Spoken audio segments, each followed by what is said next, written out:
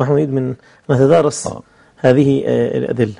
ذكرنا طبعا آيات الصحيحين. 4 آيات تقريبا، وفي أحاديث في الصحيحين. قيل للنبي صلى الله عليه وسلم: هل نرى ربنا يوم القيامة؟ نعم. فقال: هل تضارون في رؤية القمر ليلة البدر؟ قال لا.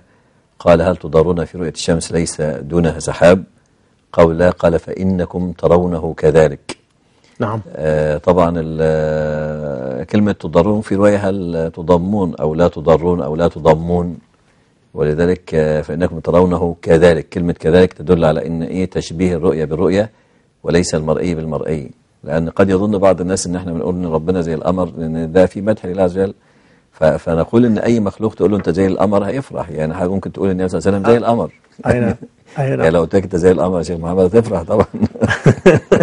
المخرج بيقول لحضرتك أنا زي القمر. جزاه الله خير.